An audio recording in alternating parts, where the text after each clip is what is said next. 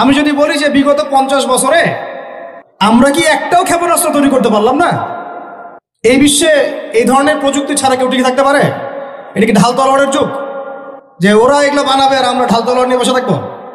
কি করলাম আমরা বলেন?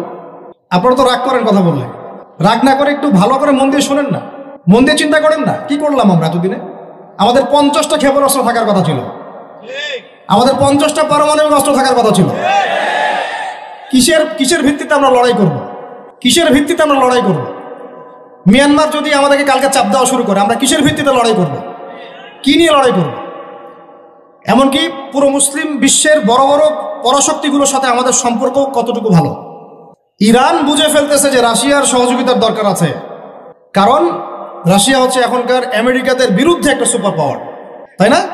অনেক কান্ট্রি এখন ওদের সাথে যুদ্ধ করতে গেলে রাশিয়ার সাথে বন্ডিং করে। এটা ওয়ার্ল্ড অ্যাফেয়ার্স। আমরা